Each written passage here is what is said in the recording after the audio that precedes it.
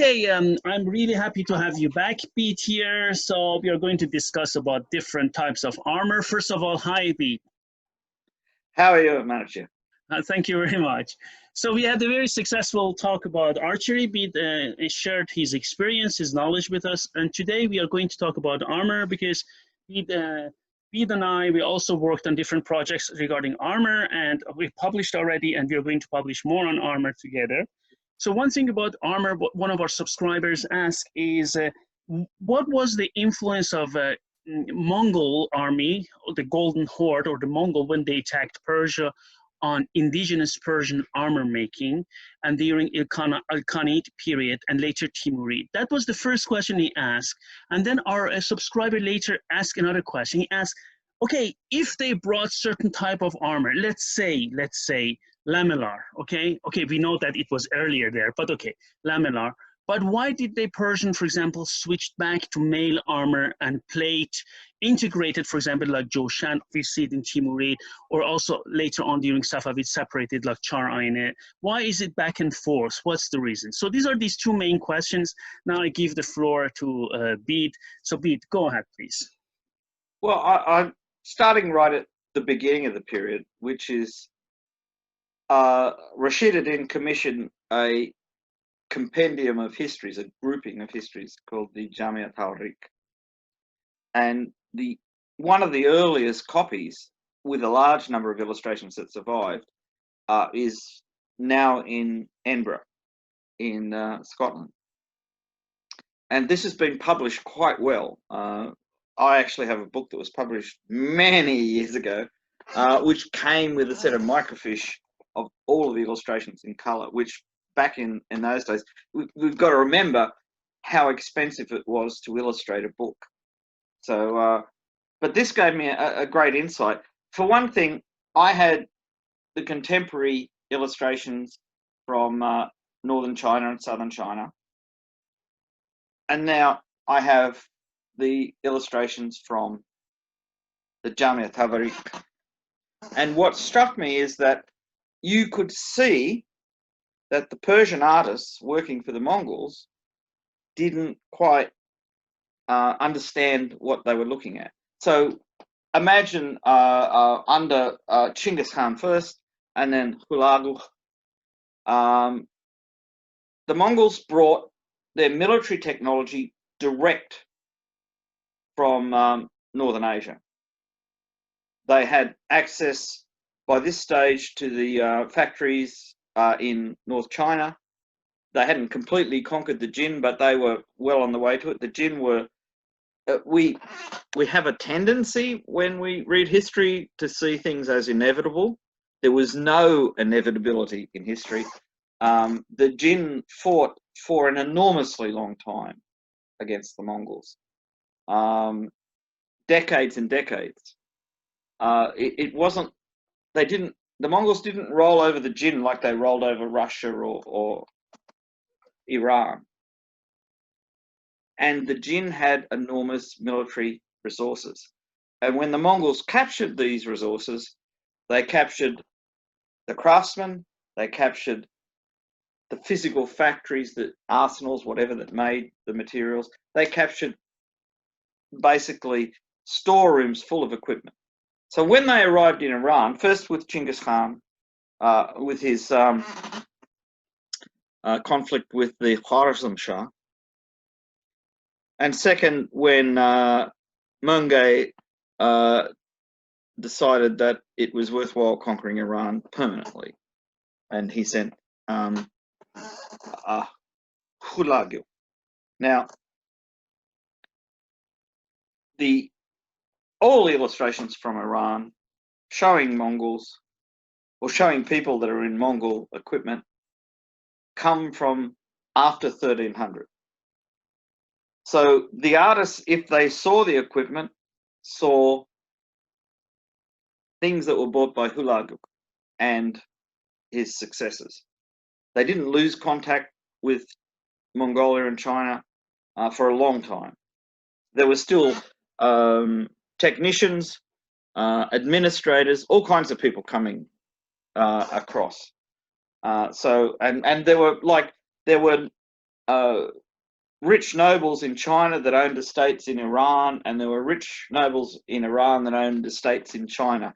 It was a very much integrated system, even though it wouldn't pass muster in a modern style kind of organization. But at the time, it was very integrated. Now, when they painted the illustrations for the Jamia Tawarik, certainly the earlier one from Edinburgh, which is really early, it's in the first quarter of the 1300s. They saw lamellar armor, but they didn't understand how it was put together. And I'm not talking about how the plates are laced or anything like that. I'm talking about how the parts of the armor are attached to each other. So what you see is the lamellar armor is represented as in two basic parts. The first part is a sleeveless coat that's split front to the ground and back to the ground. And then there were the shoulder pieces that fitted over it. Now, judging from the contemporary stuff from North China and some earlier stuff that goes back maybe 100 years before Genghis Khan, this is not real. The artists had seen something that was completely out of their depth, and they didn't really understand it. This goes to bows as well. I know a lot more about the bows, but I did look at the armor, and what you notice in this early Jamia Tawarik, the lamellar acts like scales. It overlaps downwards. So it's coat-like. It overlaps in the wrong direction. It's a schematic drawing of lamellar as the artists saw it, and their clients, who were the Ilkhans and in Rashid ad-Din's case, it was the Ilkhan. They were happy enough it's close enough. We always think, because we've got cameras, that people expected photographic realism. They didn't. If it was close enough, it's okay. Unless there's something really weird, they're not going to object to it. I mean, if everybody had long bows, the Mongols would have noticed. That's not real. But the fact that initially the bows were shown with no recurve, but obviously reflex straight-ended things, which is exactly what the Seljuks were using, the Mongols said, close enough.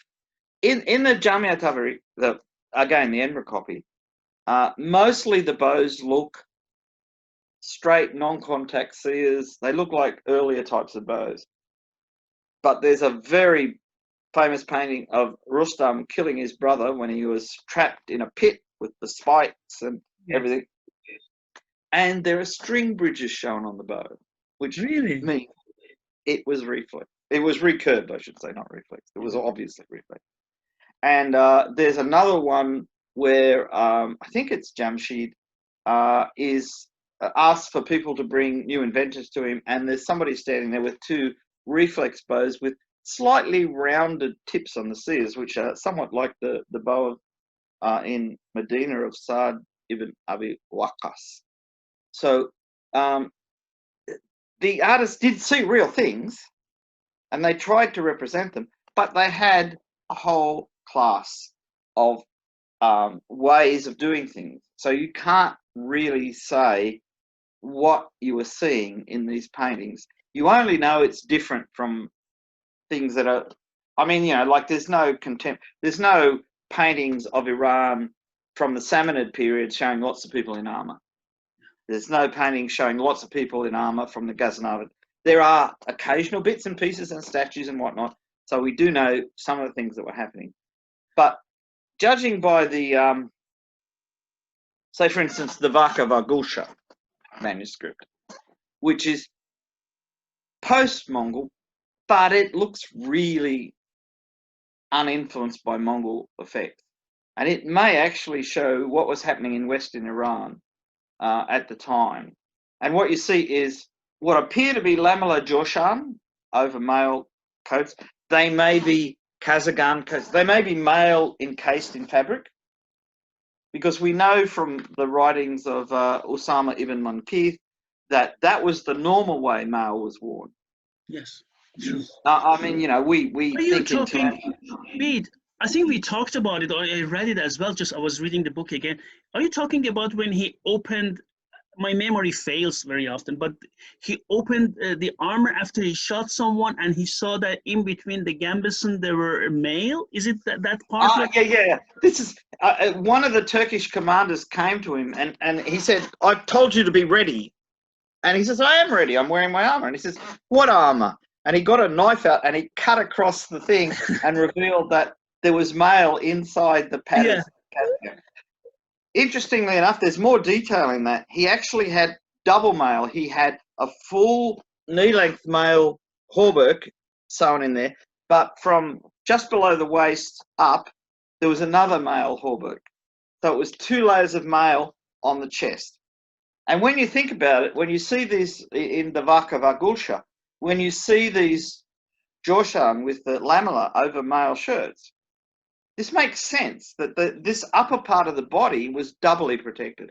In Europe, when they started making coats of plates and that, they were wearing a male hauberk, and then they put the coat of plates over the top of it. It was only towards the end of plate armor that they started making mail that was sewn onto in the parts where there was vulnerability, that was sewn onto the gambesson or whatever. So this was already happening in Iran. But that's the first stage. So they're looking at armor. They're not quite sure what it is. I mean, in the Jamia Tavarik, there is someone wearing what's quite clearly hexagonal plates sewn into a brigandine. It is so similar to the surviving Japanese examples that there's no doubt.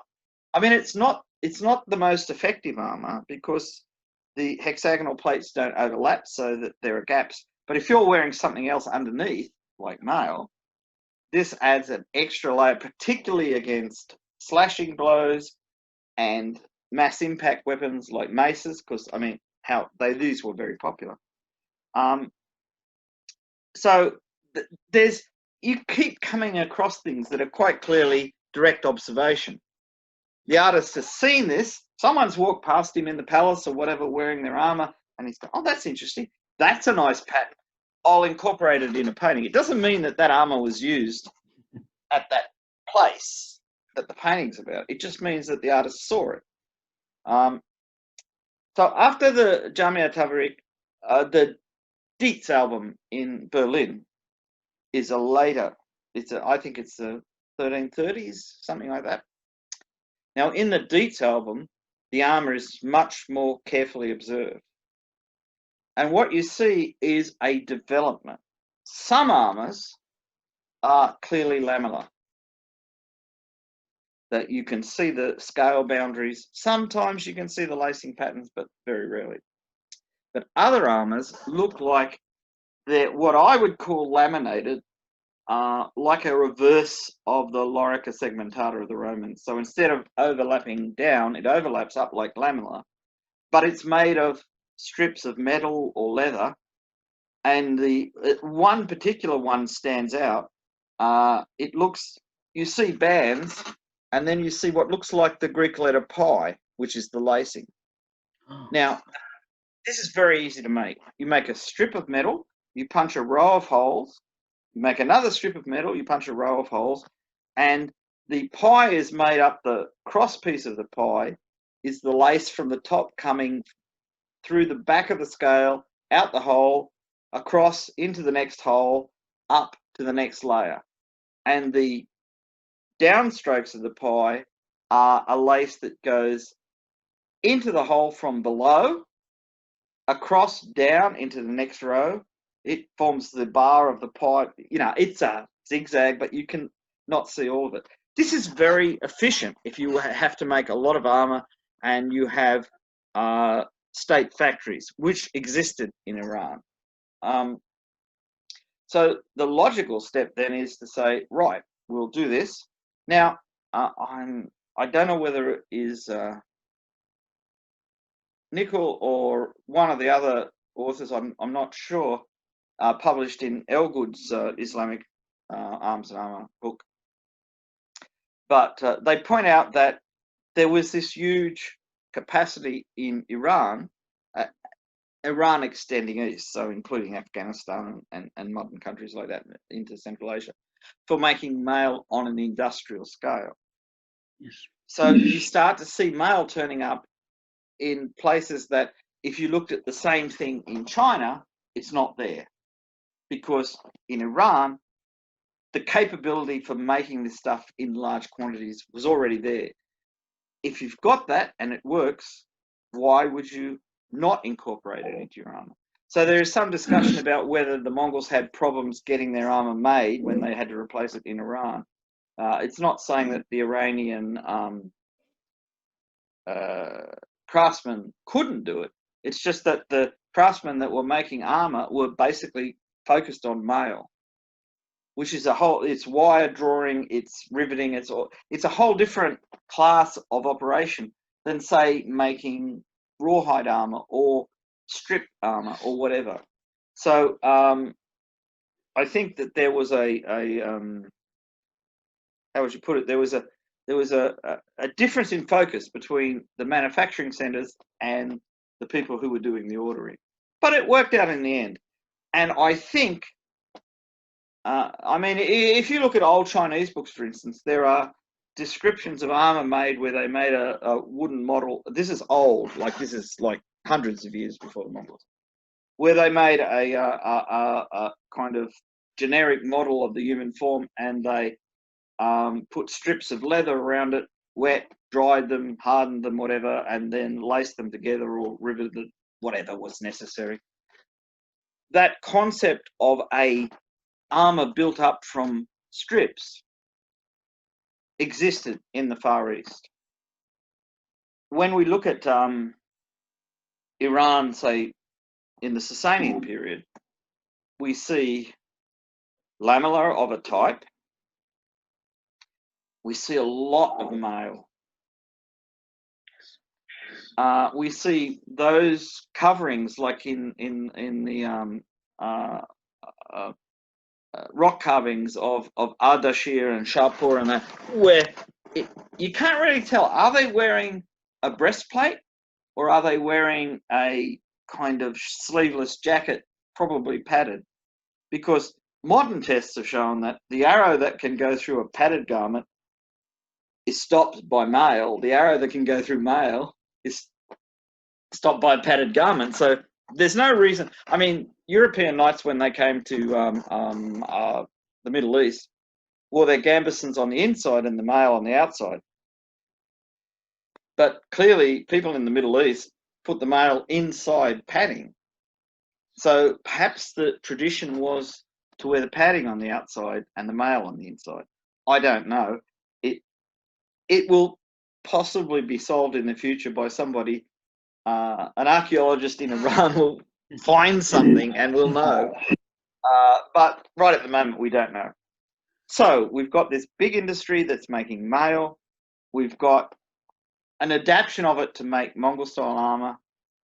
And then because of the fights between the Ilkhans and the Golden Horde and the Chagatayans in Central Asia, the main trade shifts from the land to the sea because they still had sea contacts. I mean, Marco Polo came back through Iran via ship because he couldn't cross Central Asia because of the problems with Kaidu Khan and various other people.